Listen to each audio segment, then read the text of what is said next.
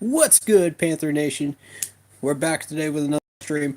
Um, this was the long-awaited Panthers versus Browns post-game stream, which I told you I was going to gather some information this week, and I have. So let's get into it. First thing on the agenda is Cam's shoulder injury. Now, right before I started streaming, I saw a video from U.S. Rumors saying that Cam's shoulder injury is minor according to several Panthers people. That's what they said in the video. I'm still trying to figure out what the problem is here with with Cam's shoulder, and so are many others. And this only confuses people further. Like, he's not expected to have surgery on that shoulder, yet he wasn't able to throw a Hail Mary last week. What's going on here? Like, I told y'all last week that we needed to take a serious uh, look at Cam's shoulder. Is it surgery worthy or not? What do we need to do? And I'm just as confused as everybody else after seeing that video. And I'm hearing conflicting things. People want Cam traded. People want uh, a new quarterback from the draft. You know, and I mean those last two are not new. People have been wanting that for years. The people that have been Cam haters in the fan base have been after his head for years. So that's not unusual. What is unusual is the fact that this shoulder injury is kind of fueling that. And a lot of people have kind of jumped on board that bandwagon, and I don't like it. Um, so, y'all let me know. What do you think we should do with Cam in the comments below? Based on this new information. Um,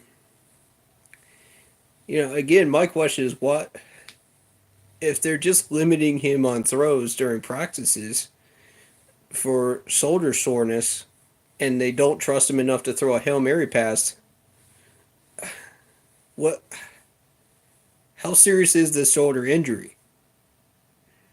I have no idea. Like, and I'm not even going to pretend to tell you that I'm a medical doctor or anything even close, but that red flag right there just told me that something needs to be looked at. If we're putting Heineke in, or Heineke, I've heard people pronounce his name those two different ways, and I've never been able to get it correct. So I've taken flack every time I've said it. But if we're putting him in, and we're not trusting Cam with a Hail Mary pass, that's bad. That's very bad news concerning his shoulder. Uh, and I know it's a precautionary move, but I just don't. Whether we make the playoffs or not, we need to take a look at his shoulder. Period.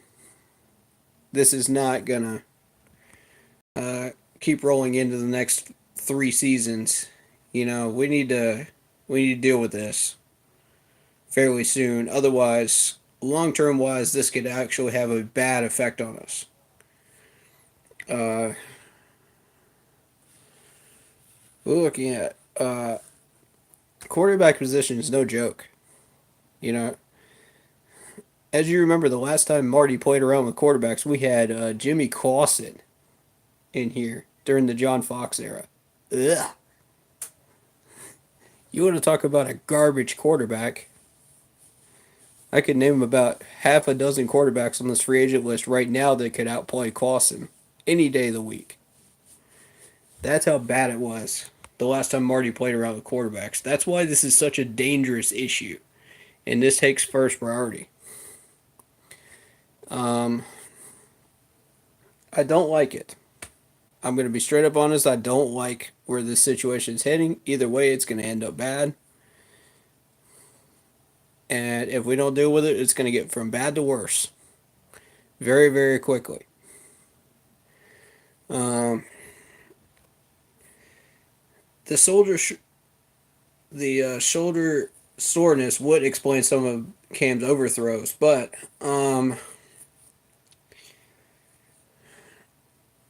here's the thing: like, if we don't figure out what to do with Cam here soon, we could be looking at another rough season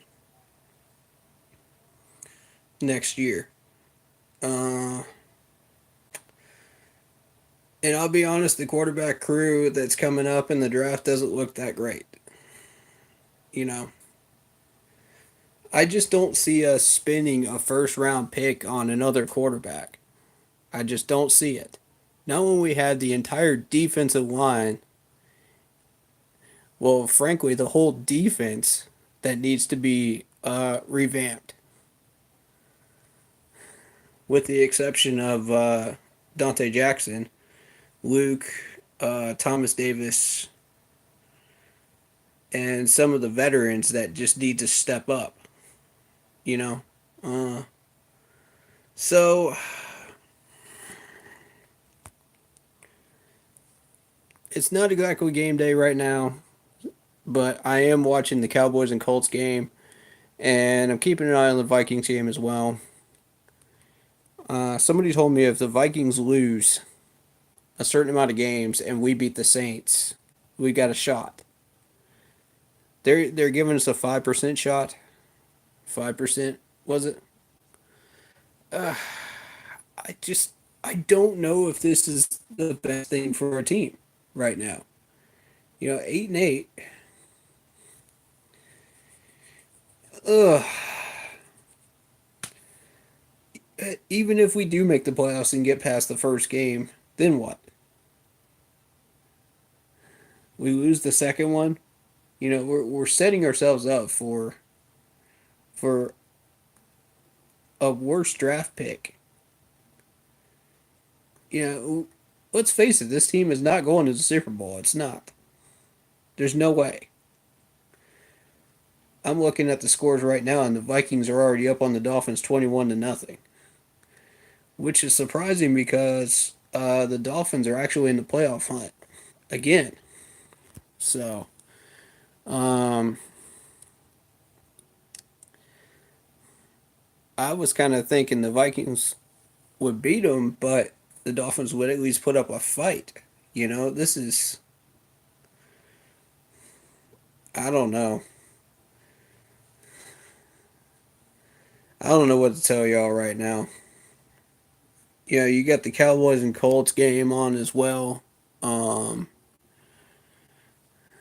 right now it's 7-0 Colts. Both teams are really fighting for a playoff spot. So this one could go either way. But this is the one that directly affects us.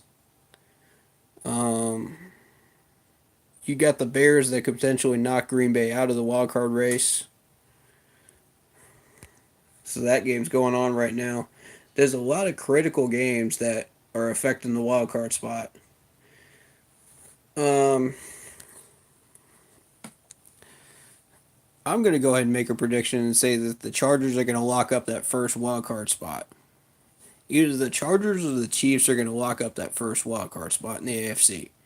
So the second one's up for grabs, and I tend to favor the Ravens, to be straight up honest. Because Baltimore, when they get into playoff mode in those last 6 games, they get a favorable schedule every year, and somehow they manage to win those big games, particularly at home, and they get that wild card spot locked up, or fairly close every year. So, I mean, if you really look at it, they're the equivalent of us.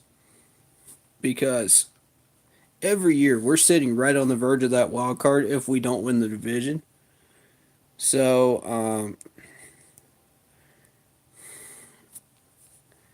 but once we get into playoff mode, we're just like we're a machine once we get into playoff mode. most years. Well, the even years, I'd have to say. Um, the odd years, like, well, what am I trying to say? Is it the evens or the odds that we have bad records below 500? I think it's evens that we have below 500, if I'm not mistaken. Because I think, yeah, odd years 15, 17, yeah. But yeah, we end up fighting for that wild card spot anyway, regardless, pretty much every year. We just fall flat in even years. And injuries take a big chunk out of us. Lack of execution this year, dumb decisions by the coach or coaching staff takes a big chunk out of this team. And motivation is a big one that we've been lacking this year too. Um, but I think where we start solving our problems is recognizing that there's a problem and doing something about it as soon as we can.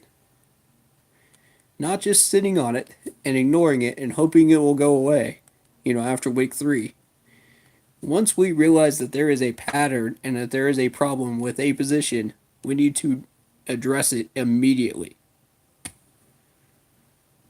Not let it fester. And that's exactly what's been happening in these even years when we've been going below 500s. We've been sitting on problems like left tackle, corner, safety position, and now it's just infected the defensive line. So, and it's affected the entire demeanor of the team. And people, the media wants to say it's the Pittsburgh game that did it to us. No, we did it to ourselves. Because if you look at the Lions game, that's when it really started. Pittsburgh just exposed our weaknesses, but the Lions put the nail in the coffin for our season to be where we are right now and take those 5 straight losses. So, like I was saying earlier on in the season, the first 3 games you don't really recognize it as a problem until you start looking at patterns, and then it starts to show itself around week 4. Whatever your issue is, you'll notice the pattern, you'll know it's there, and you can fix it right then. That's way early enough to catch these things. Way early enough. And I don't know why this coaching staff is just letting this stuff fester. And that's what's aggravating me.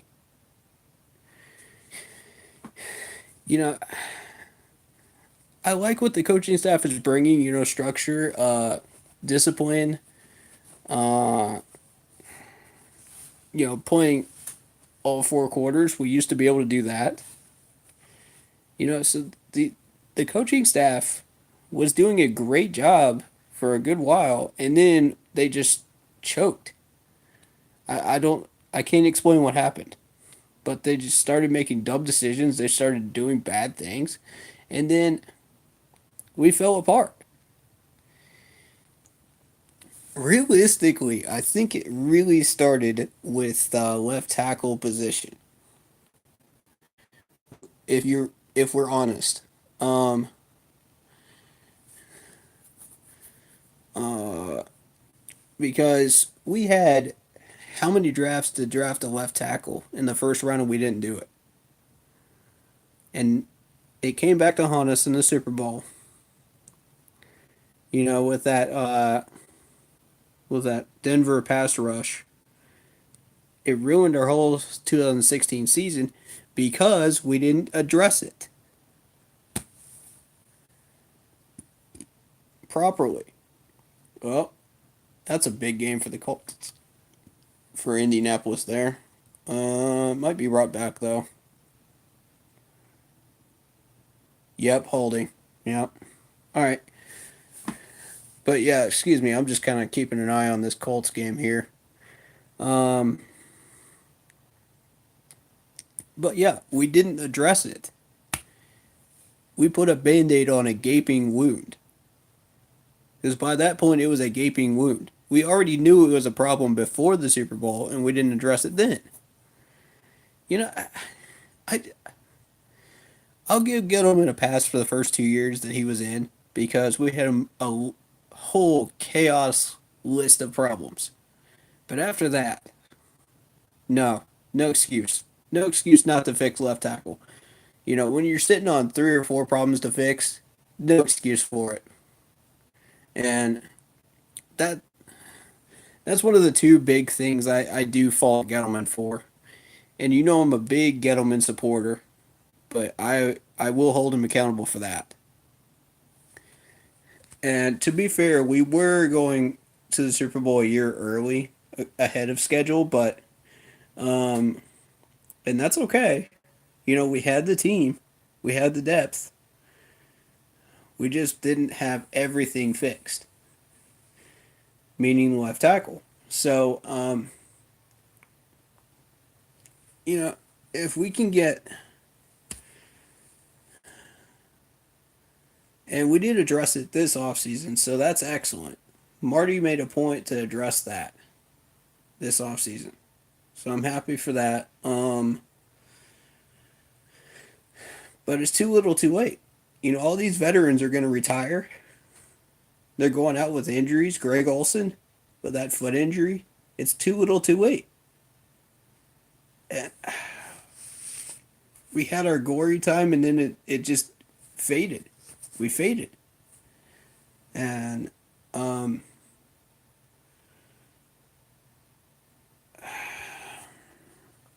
so, yeah, case in point. If you don't address these problems week 3 or 4, they will fester.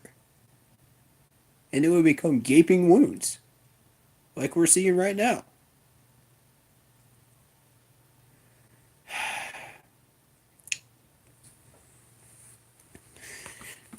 I'm not even going to bother to grade that Browns game. I'm not going to do it. There's no point. You know, 5 straight losses, no point. We all know the winners and losers of that game, players wise on this team. Who did well and who didn't. You know, y'all were paying attention. But I did have some notes written down.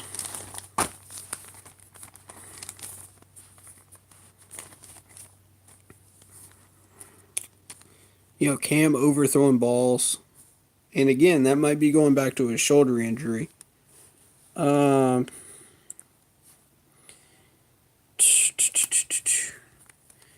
Christian McCaffrey going off as usual. Oh, I want to point this out. Uh, Cam, when he's running with the ball, he'll hold it like. Hold on.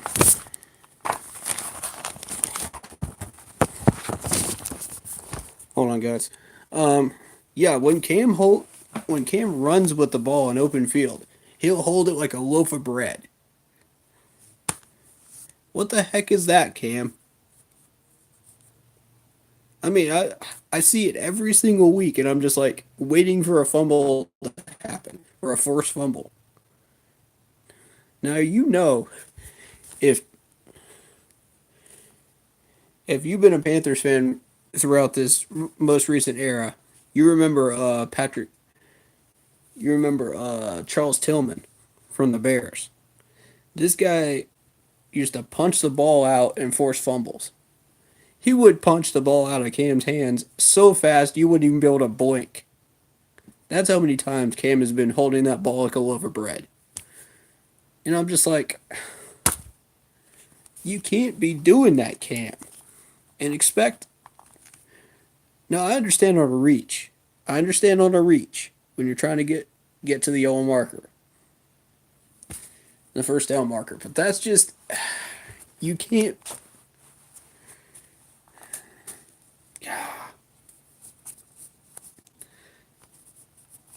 I've been wanting to touch on that all week, all year, and I haven't done it yet. And now I am. Um, so there you go. Um, Another thing I noticed that most people won't is Ben Jacobs causing a penalty every game on special teams. Guys, the discipline is not there. It's just not there this year. I want to say that I want to jump on the bandwagon of the players that are saying, "Oh, we've been keeping close games. We just need to step up and make big plays," but we're just not doing it. It's just not there. The defense just decides, "Oh, we're going to take plays off. We're not going to tackle well, and oh, we're going to play like lazy bums and just collect our paychecks." How about not just collecting the paychecks? How about earning them? There's a suggestion. You know, you, and even the veterans. Like, where's the spark? Where's the motivation?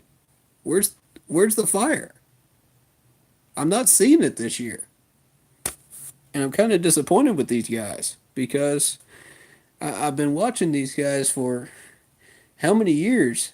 Just as long as you guys have, and I don't know where the spark is. I just don't see it. Uh, it's. I don't mind losing to Pittsburgh. Pittsburgh was a scheduled loss. Let me tell you guys that. Pittsburgh was a scheduled loss for me. I expected that one. That's that game. That's that one game where you think, oh, okay, we're gonna lose, but we end up winning it. Like New England and Green Bay, and all them. So I was holding on to a little bit of optimism, but I didn't think that that was gonna be uh, a win. Pittsburgh was starting to play better. They were on their A game, and they played a complete game. That's fine. Respectable loss. But the fact that they hung that many points on us, on our defense, it just shredded it like Swiss cheese, like it wasn't even there. That's when our problems really started on defense. And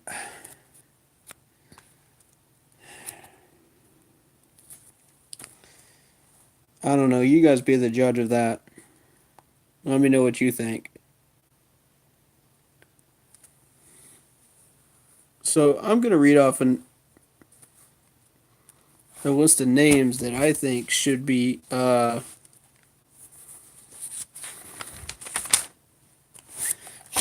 cut or traded or moved this off season. You guys tell me what you think. Starting with Captain, I don't seem to give a crap when I'm on the field, Munnerlin. Captain, I'm going to take every playoff that's crucial to winning a game off, Munnerlin.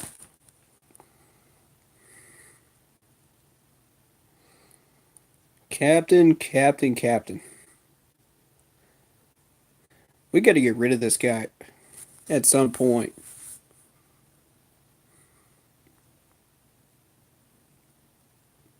Cap penalty or no cap penalty, we got to get rid of him. That's just that's just all there is to it. I've had enough of him.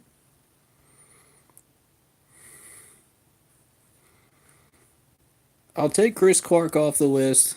I've been ragging on him all year, but since I've gotten an explanation on tackle position and all that stuff, I'm going to take his name off the list for now.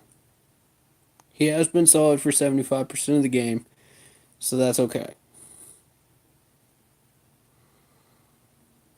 Although I think we should bench him during the third quarter and give our second string guy a chance during the third quarter.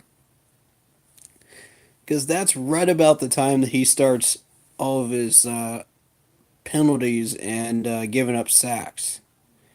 It just right around the middle of the third, I think, is where that starts. That's the pattern I'm seeing. As I look back at my notes, that because I follow this pretty thoroughly, and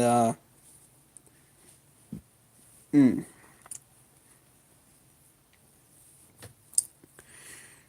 Greg Van Rotten as well. Greg should definitely be on the list. Greg Van Rotten. I'm not happy with him right now, and if things keep going the way they are with Greg Van Rotten, I don't see him on this roster at all in 2019. I don't see him there. If I was Marty, I would have cut him. I would cut him in the offseason. Don't cut him now, but cut him in the offseason. Surely we can find somebody better to fill that position that's not going to screw up and have Christian McCaffrey having to block a linebacker or a defensive tackle. Um, yeah, true, he hasn't been terrible, but he hasn't been good either. So, I mean, I don't know. That man's one of the players that we need to look at, though, in the offseason for sure. We need to, front office needs to look at some tapes and just see what they think. Uh, just take a real honest look at him. Don't just don't just sit on the position like you did left tackle for 6 years. No, actually go into the tapes and review what he did game for game. And I don't think they're taking an honest look at these players. I'm questioning their grading system right now a little bit.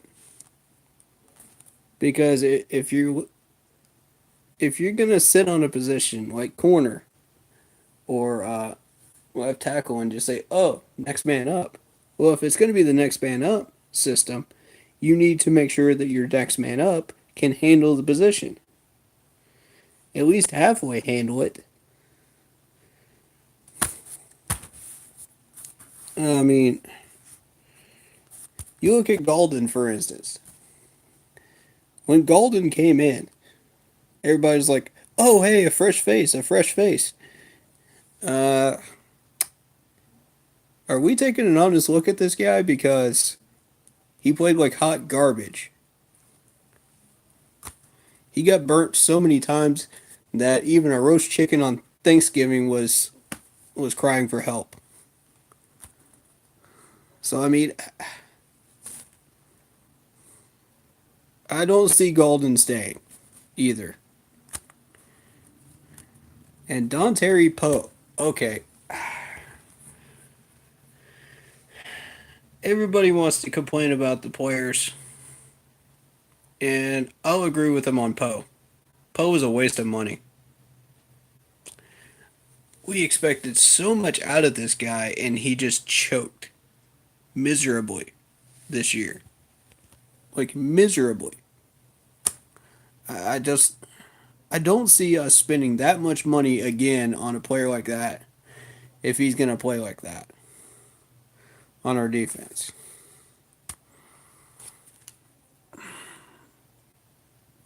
And I want to give him credit, but I can't. You know what I mean? I want to give him the benefit of the doubt because part of that was the whole defense just no motivation, no discipline, no enthusiasm, no execution. So I want to give them that benefit of the doubt, but everybody on the defense has that this year. Nobody's off the table right now. Nobody. Not even Dante Jackson. Not even Bradbury. Not even Luke. Luke even made some lazy tackles this year. Thomas Davis made some lazy tackles this year. Everybody's on the hook right now, as far as I'm concerned. And it's up to the coaching staff to take a real serious look at this and do something about it. Not let it fester. I'm so tired of this team letting problems fester. That's one of our major kryptonites right there. We just when we see a problem, we just say, "Oh, next man up." It's not that easy. You got to actually evaluate the next man up. Make sure he's capable before you put him in. And these guys are not. They're clearly not. You look at Golden for perfect. Golden is a perfect exhibit A of that. If they were even looking at him seriously at all, then they would know he's not ready. I even saw it in training camp. He's not ready. And I think I said it several times during the training camp videos, if I'm not mistaken, that I favored, what's his name, over him. The guy that we decided to start last week.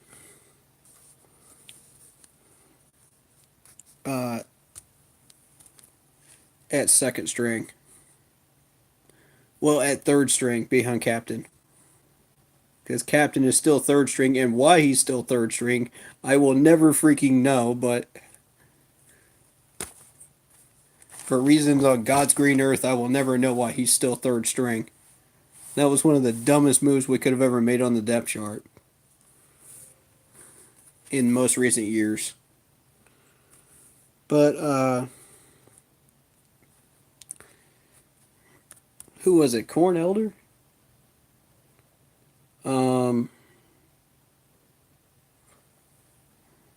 Yeah, captain starts, but he starts at nickel position, which is not.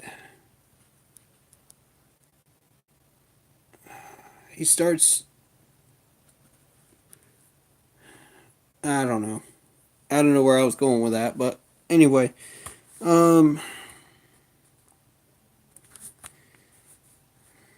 yeah, he shouldn't be on the field. Period. Point blank. Captain should not be on the field. Anybody on this defense can tackle decently when they're actually trying.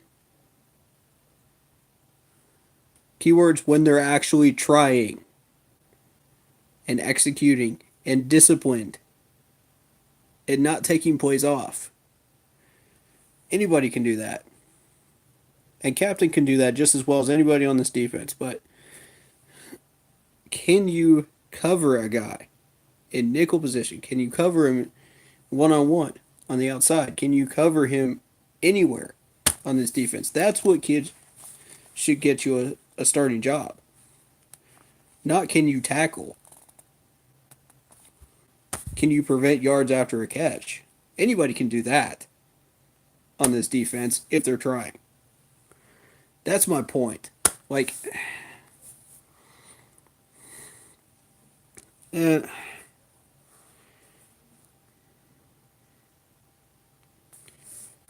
who is it? Let's see. What else do I have in my notes? That was worth a look. Oh, Samuel and Jarius Wright are doing a good job at wide receiver.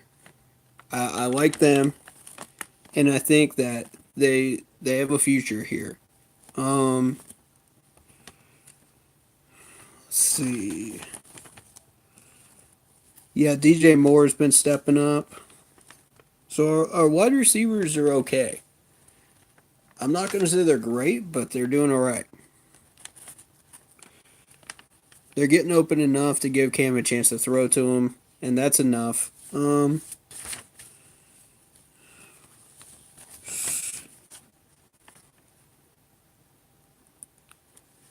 So Ian Thomas is coming in with that Greg Olsen injury.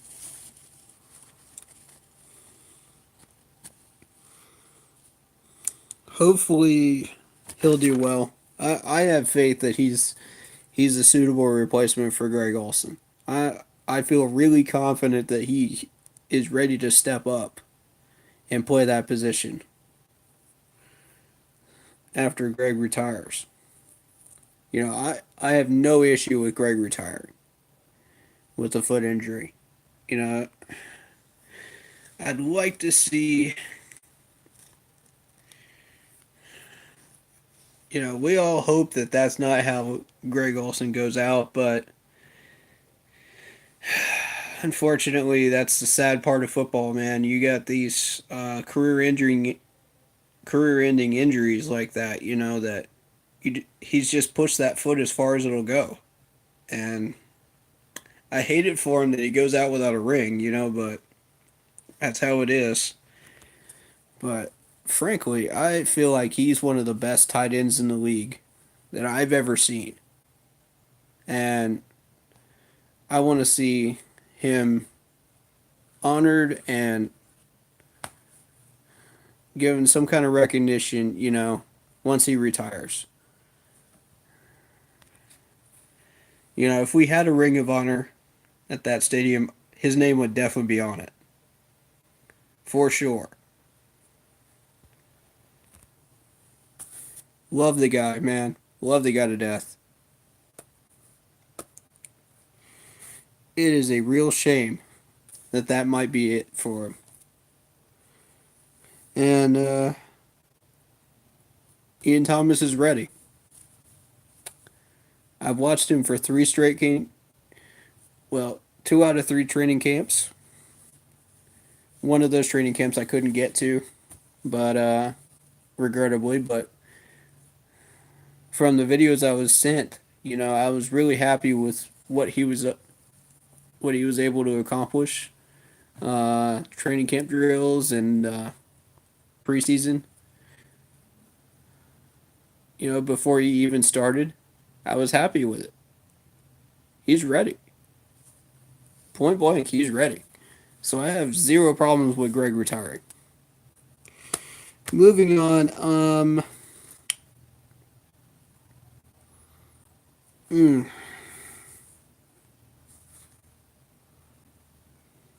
Brian Cox Jr. Okay.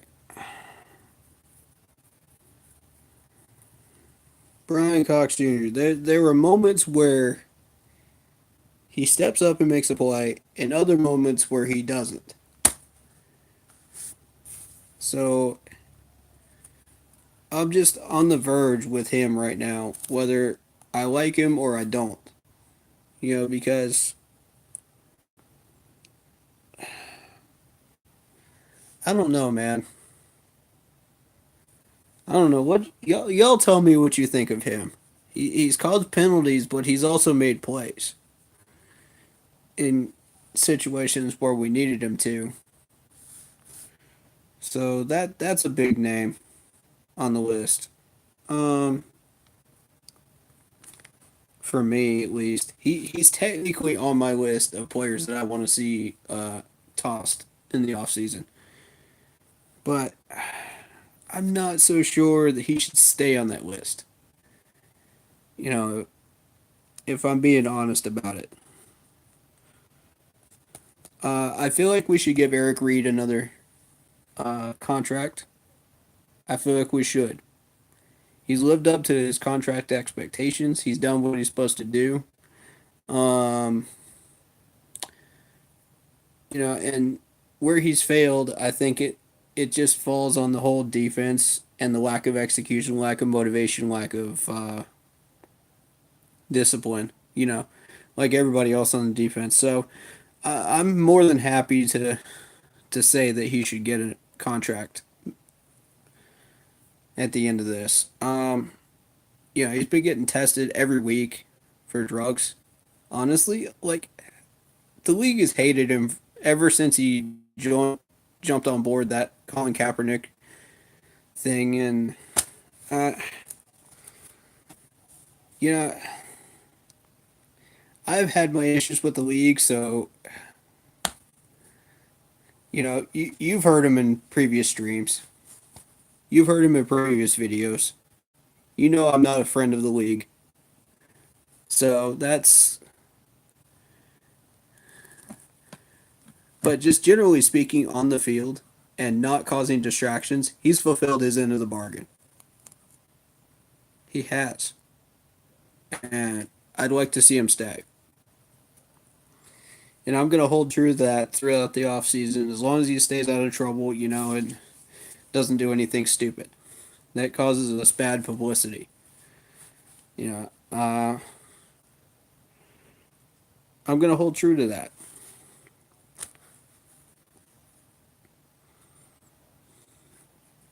But anybody else we need to cover? Oh, there was a there was a thing on Facebook asking whether Dante Jackson, well, asking for a vote for Dante Jackson for Pro Bowl. They wanted people to vote for him. Uh-uh. Mm-mm. That's a no from me, dog. He has not fulfilled his end of the bargain this year. Not for Pro Bowl. Next year, maybe, but not this year. Nobody on this defense should be getting a Pro Bowl vote. Nobody. Not even Luke. And I'm holding true to that. Nobody. If you do not put the discipline, passion, and execution into the game as a defensive player, and you are part of the reason, or a major part of the reason that your team is on a 5-game losing streak, you do not deserve a Pro Bowl vote. Period.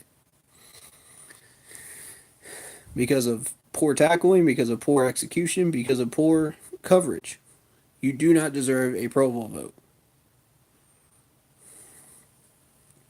Okay, yeah, Thomas Davis. I'll give Thomas Davis his due. I would consider him. Everybody else, though, no. No, you got to show up. You got to do what you're supposed to do in order to get my vote. Not happening.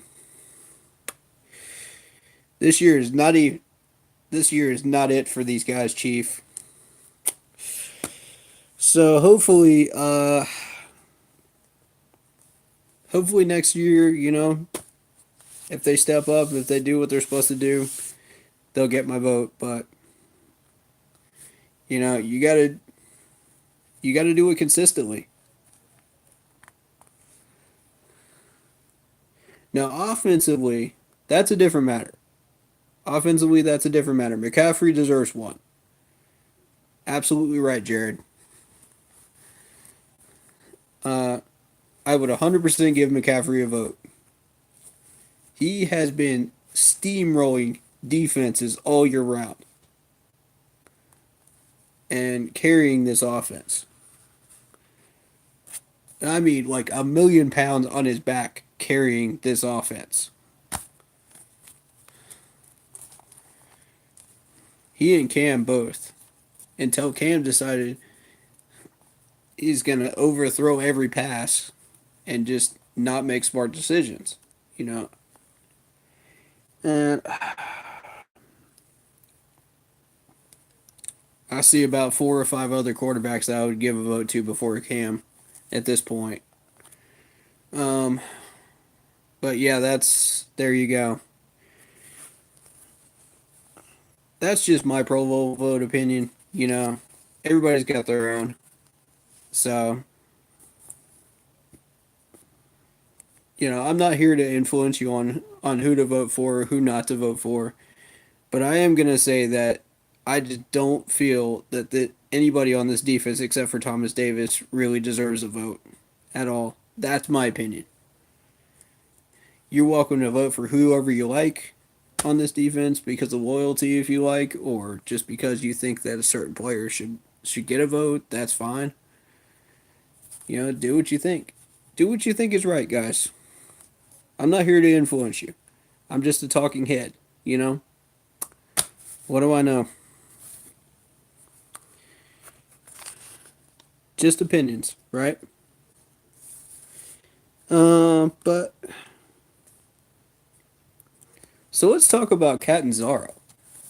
Catanzaro comes in and nails every kick. Was it the change of scenery?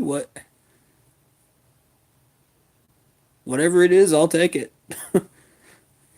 Cause all right, let me be real with you guys. Catanzaro, and most of y'all know I'm a Clemson fan, so I'm gonna be a little bit biased here for just a second. Pardon my bias, but Catanzaro was pretty solid back in Clemson under Bowden, I believe it was. I believe that was the coaching period. Yeah, because I don't think he ever kicked during Dabo's time there, but he was pretty solid. We all called him Catman, you know, Catanzaro. It made sense at the time. I don't think that name ever caught on, but I would have loved for it to. But he gets drafted to Arizona and he just starts choking, and I cannot explain what happened. I have zero explanation on that because most of the time when you see kickers go up into the NFL from college, if they're solidly kicking at least over 85%, they're usually going to be kicking about the same in the NFL. So my thought is like, uh, was it the scenery?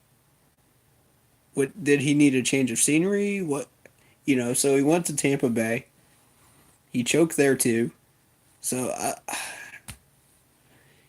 you got me, you got me, man. Oh, did he play for Dabo? Did he? Okay, I don't remember.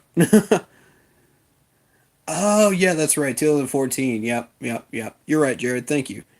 All right, so he did kick for Dabo, but yeah, he kicked for a pretty decent percentage, and I was happy with it. You know, I felt like we could trust him in big games, and it was it was solid.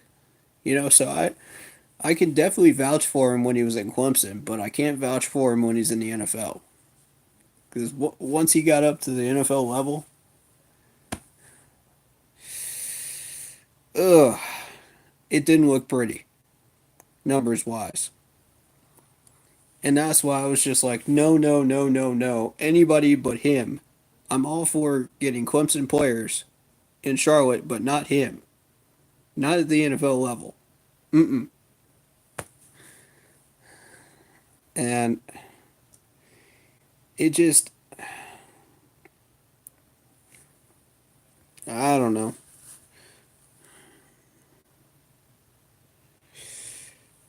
I was really hoping that he would do well, you know.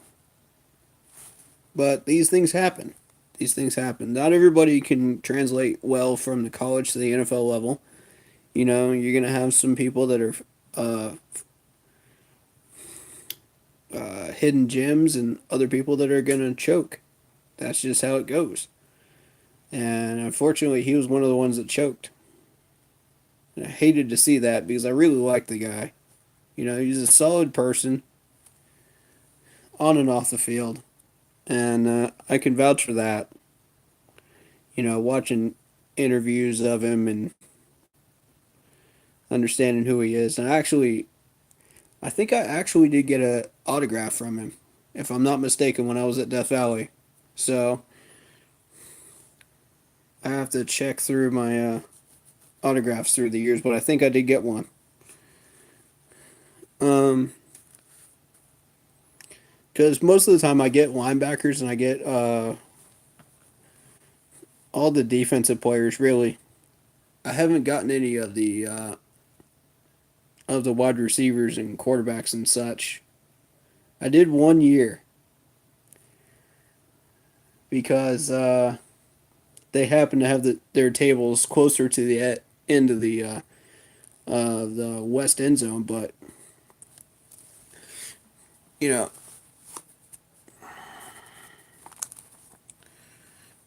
He's a solid guy. He seemed like a positive person and a great person to be around, and I think he adds positivity to the locker room, as far as I'm concerned.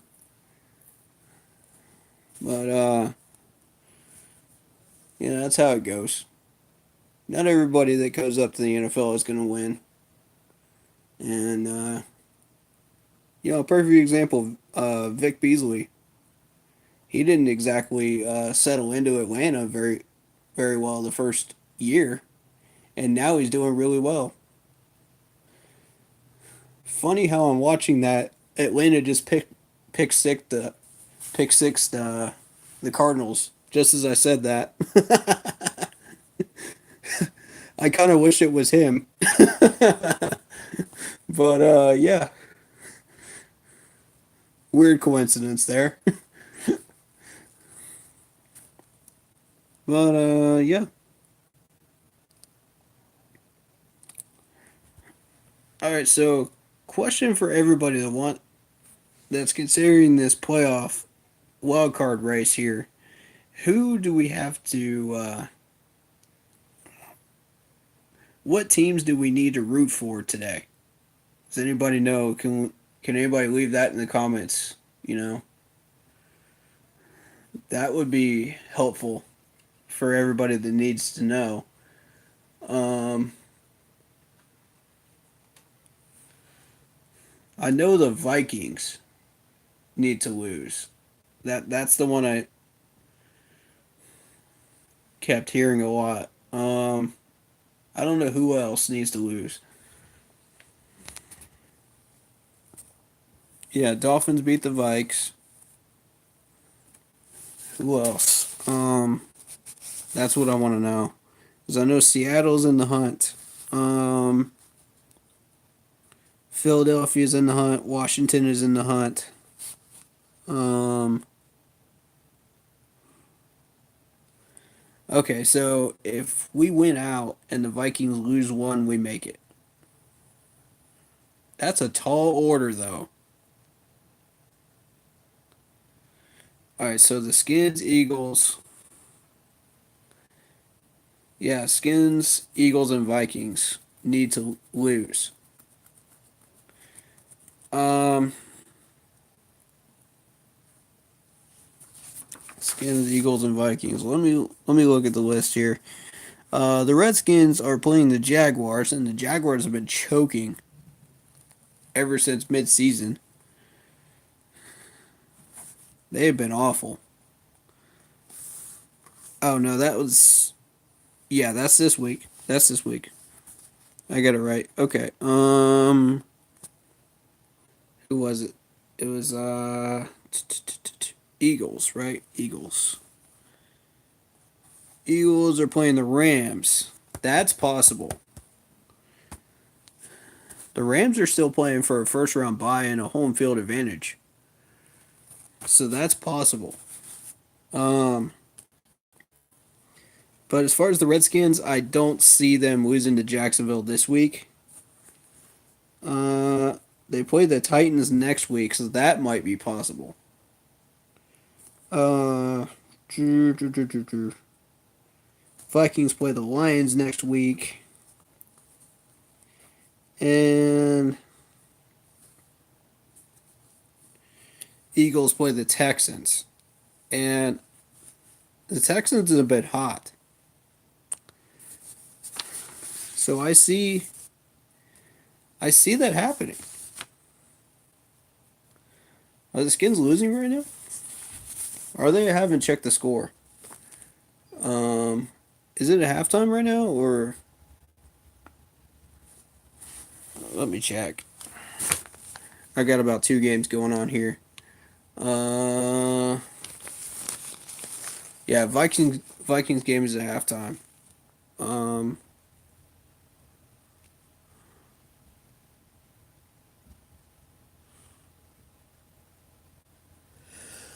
okay.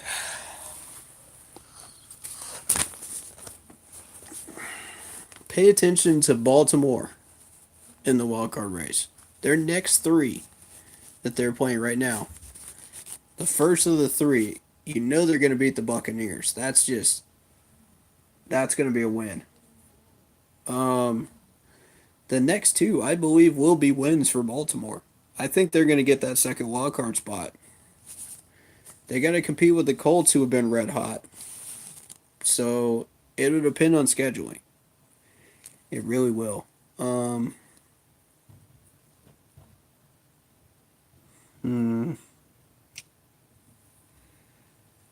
Titans are still in the hunt too. They've been hot.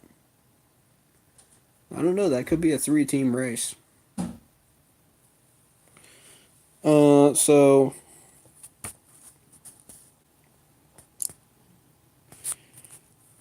let's see. Seahawks. You never know when the 49ers might ruin somebody's day in the playoff race. You can never discount that, especially in a year like this where there's just been upsets aplenty. So I'm not gonna throw I'm not gonna throw Seattle under the bus just yet, but it is possible. Ooh, 10-3 Jacksonville. Okay. All right. So it is possible. Um I mean, the Redskins, they have a pretty good team, but I just I don't know, man. They haven't been the same since their starter went down, starting quarterback. We'll see. This could be the Jacksonville's time to get a win here. Um,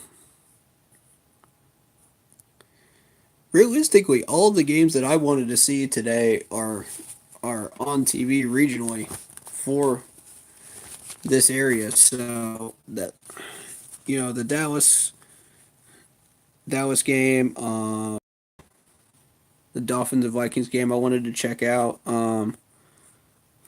You got the Pats and Steelers, um, playing an afternoon game, which is unusual for them. Usually they play an evening game when they match up against each other. So that's kind of strange. But I don't think it's going to affect the outcome. Pats are still playing for home field in a first round bye. Um,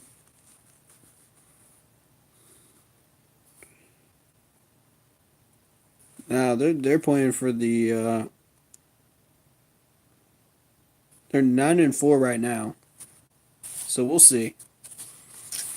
Somehow they managed to squeak out these wins against Pittsburgh every year, and I don't know how they do it, but it's amazing to me. But and the late game is Eagles and Rams. So you know, all the major wild card battle games end up being on regional TV today. So that's kind of crazy. It's kind of unusual, but it's good though because I get to really look at these guys and see what might happen here. Hmm.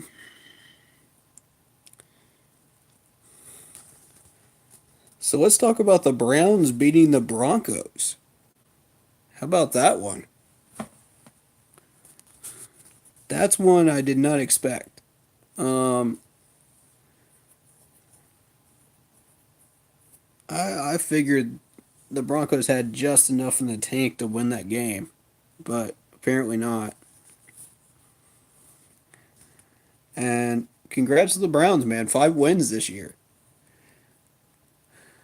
They could have had seven. If you realistically look at it, they could have had seven because those two overtime games. Uh, Maybe eight because I know they missed another game winner too early on. Wow. So that's a potential 8-win Browns team. Man, congrats to them. That new general manager of theirs is really doing work in Cleveland. I'm happy to see that because they've been pretty much the joke of the league for how long now? Now it's the Jets. But you got Houston Texans playing really well. That combo of Deshaun Watson and DeAndre Hopkins, that fire, that combo is fire, man. It is fire. Every week they put up one at least, I think. That's crazy, if not two. So, and they have Joe Webb at third string. I was wondering where he ended up, and I started looking through fantasy rosters, and I noticed that the Texans picked him up, and I was just like, huh. All right, so let's look at their quarterback crew here. You got Deshaun Watson, Joe Webb, and I'm not sure who their second string is, but I think he's pretty good too. Um, that's a quarterback trio right there, and they all play the same style, I believe, if I'm not mistaken. That run pass option. That is scary. They're set for a long time. That's good. The Chargers have been creeping up with wins, and then they got that one on Kansas City. You know, that just goes to show you, even though you think you've got the division with 11 wins, you're never safe. You know, case in point, the Saints. They got beat by the Cowboys. What was it, 2 weeks ago? Even though you got 11 wins, you're still not safe. This is a crazy league, man. You gotta stay on top of your game.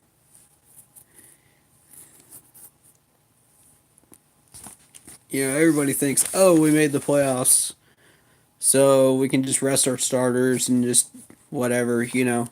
But if you're still playing for a first round bye week or a home field advantage, you cannot afford to just sit by idly when a big team comes up on your schedule. Like the Cowboys, you know. So there's some openings, you know, that we can take advantage of this Monday. Um, but unfortunately, I don't think that we're going to have enough. Not quite enough. They were discussing it on, I forget what it was, but they said if you put consistent pressure. Oh, no, it was Panthers mailbag. Somebody asked, how do we beat the Saints? And you have to put consistent pressure on Breeze, which we have failed to do. Consistent pressure on any quarterback in the past 5 games. All 5 of them shredded us. Even Baker Mayfield. So I don't see that happening. Somebody suggested we drop somebody back in coverage that would normally pass rush. Maybe. But I mean, at the same time, I feel like we're just putting a band aid on a gaping wound again. You know? Like,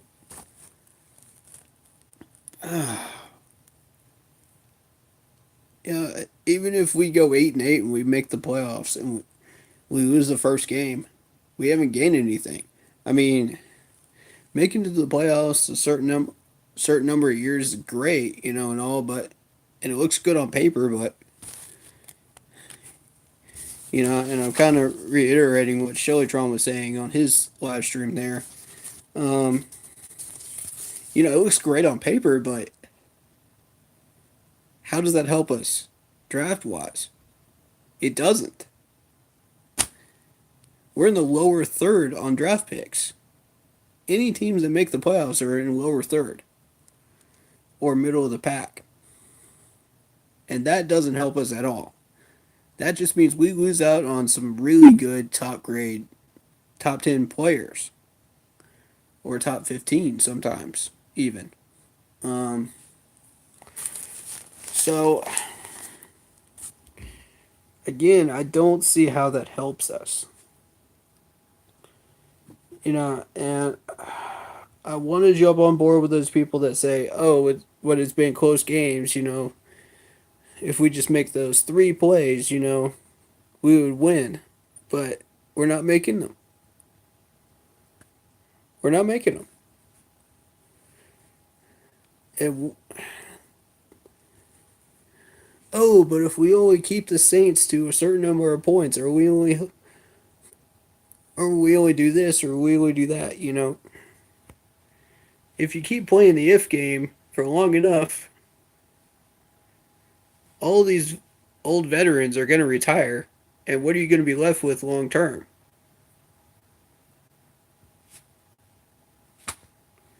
I, that's where I'm at right now. I'm thinking long term. I'm thinking the next 3 years. And right now, I can't even see through this off season what we're going to be doing, who we're going to keep, what we're going to do. You know, I trust Marty to do what he's going to do, but the long term success of this team depends on us fixing our mistakes and not letting them fester. That's bottom line.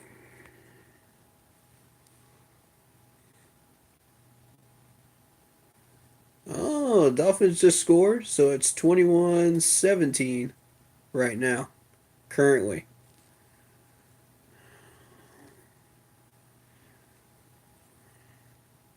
Yep, that is true. Dolphins were down 21 nothing. Now they got 17 on the board. So, anything can happen with these teams this year. But is it a good thing that we make the playoffs 8-8 where we are defensively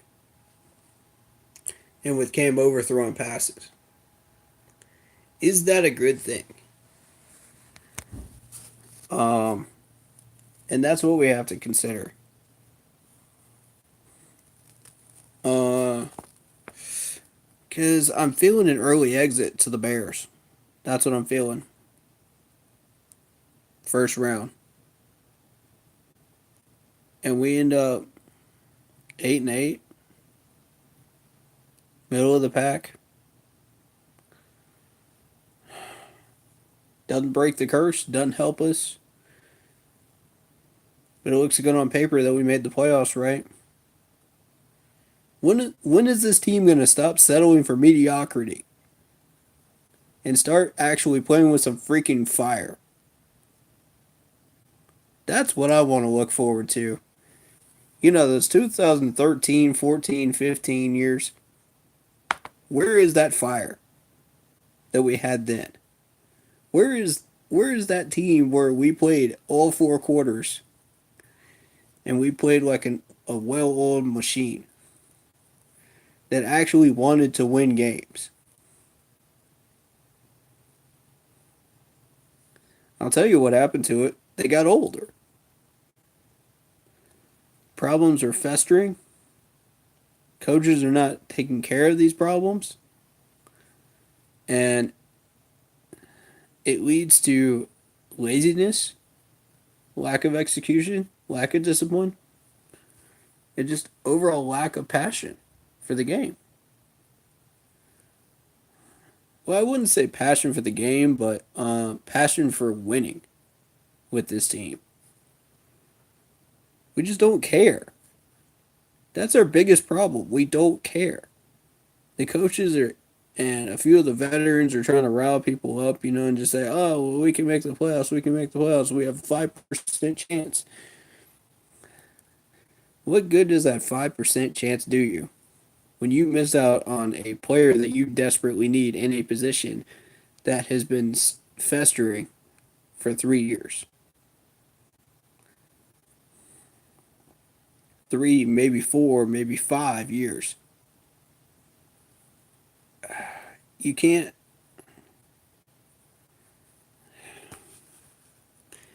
When you get a B grade average guy instead of an A grade player, that could last you for 4 or 5 years into the future at least. That's when you know that you're in trouble as a franchise and that you need to fix things.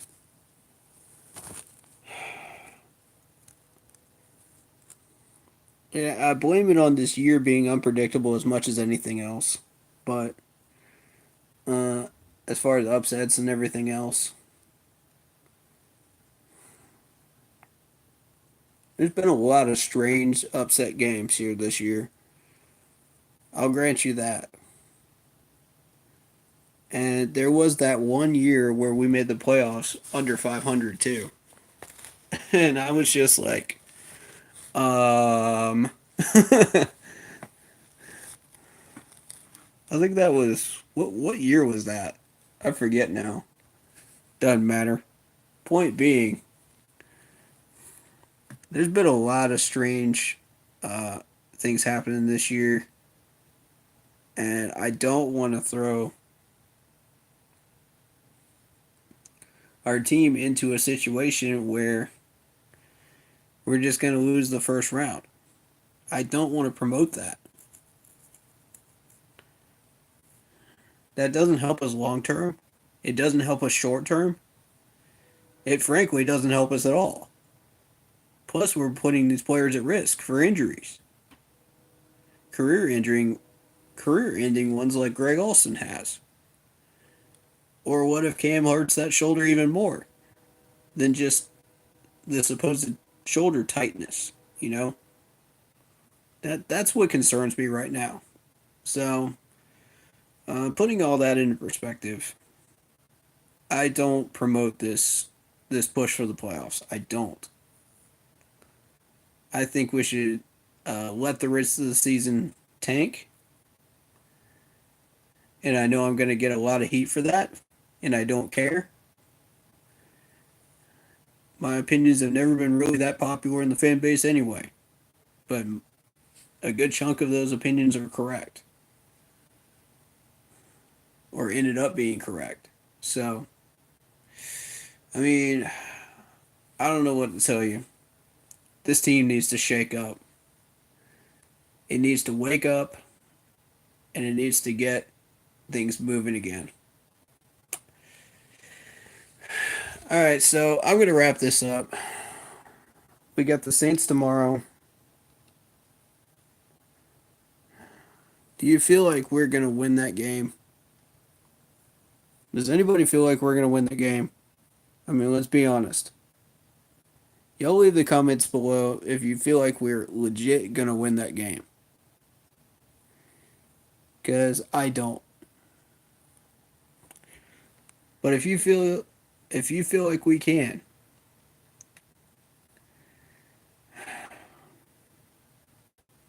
I'm not going to tell you not to jump on board the bandwagon, to push for the playoffs, but at this point, I can't condone it myself. That's how I feel. And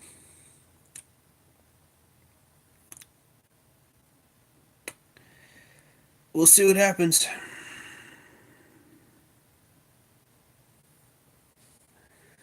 We'll see what happens from here. Oh, case in point, Baltimore's got 17 points right now on the Bucks. There you go. Ravens in playoff push time, man. Those last 6 games every year. I've been saying it, and I am thanking God we were not in that path, because that would have been another loss for sure. The way we were playing, they would have beaten us by at least 7 or 10. to continue that streak. Anyway, I'm going to call it here. We're rooting for the Dolphins, the Jaguars, and the Rams today. Go get them. If you guys want us to go for a playoff push, those are your teams to root for. Now you know. Go root for them. Have a good one, guys. Keep pounding. I will see you guys pregame tomorrow at around 8 o'clock. Peace.